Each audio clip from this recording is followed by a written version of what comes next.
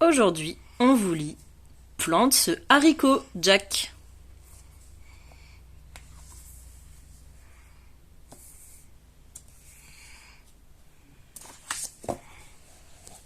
Depuis qu'elle parle, Sandra aime dire des gros mots. Des mots qu'on ne doit pas dire du tout, mais qui sont très rigolos. Cette sauvageonne est un peu mal polie.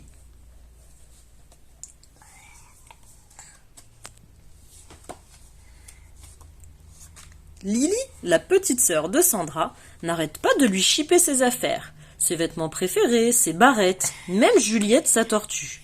Microbe gluant, ça suffit. Quand elle en a assez, Sandra s'enferme à double tour et ouvre ses comptes favoris. Cette fois, elle se plonge dans Jack et le haricot magique.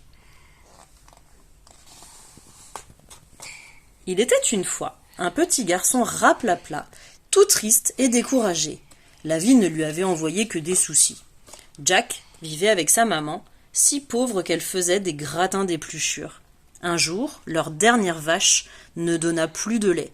La maman de Jack décida de la vendre. Jack et la vache maigre partirent pour la ville d'à côté. En chemin, Jack croisa un vieux bonhomme bizarre qui lui dit « Hé, fiston, et si au lieu de vendre ta vache pour quelques pièces d'or, tu me la donnais en échange d'un haricot magique. Plante-le, et en une nuit, il poussera jusqu'au ciel. » Même pas vrai. Les solutions magiques, ça n'existe pas. Si on y croit, on a de la chance. La chance, je n'en ai jamais eu, alors je n'en aurai jamais, sanglote Jack.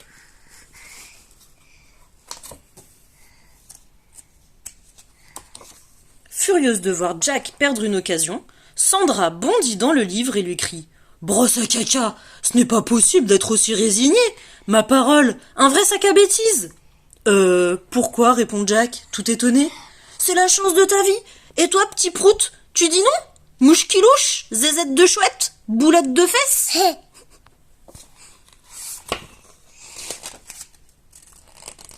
Choqué par tous ces très vilains mots, Jack accepte de vendre sa vache au vieil homme contre un simple haricot et repart. Oups, sa maman est catastrophée de récupérer ce simple haricot de rien du tout. « Mais que va-t-on devenir avec ce haricot ?» se lamente-t-elle.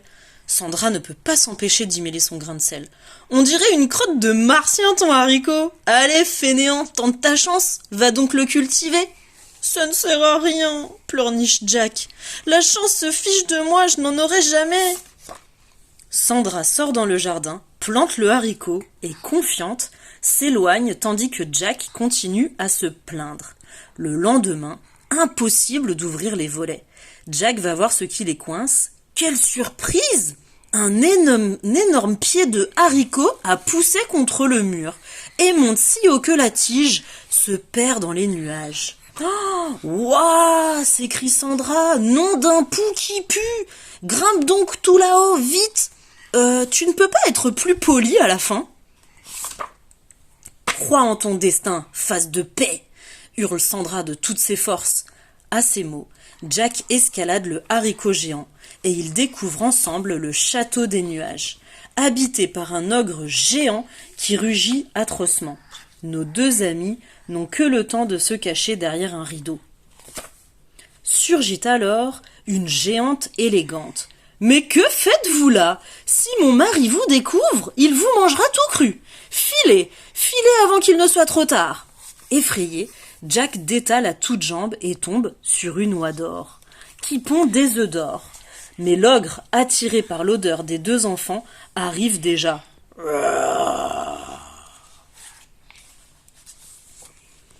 Sandra se retourne alors face à l'ogre abominable, fixe ses gros yeux féroces et lui lance sèchement « Tu n'es qu'une petite crotte poilue !» Stupéfait, l'ogre s'arrête net. Jamais personne ne lui a parlé comme ça. Sandra lui a coupé le sifflet. Elle ordonne à Jack de prendre avec eux l'oie d'or. Il file à toute allure, mais l'ogre se secoue et ne tarde pas à les suivre. Vite, Jack et Sandra sautent sur la tige du haricot et commencent à descendre. Ils bondissent de feuille en feuille, tandis que l'ogre descend lourdement. Il n'a pas fait la moitié du chemin que Jack et Sandra sont déjà par terre. Jack court chercher une hache pour couper le pied du haricot. Vite, le géant se rapproche.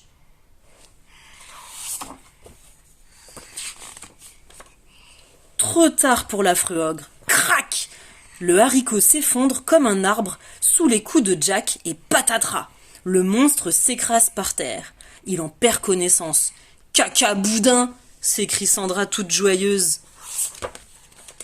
Grâce aux œufs d'or, pondus tous les jours par l'Oador, Jack et sa mère vécurent dorénavant sans souci.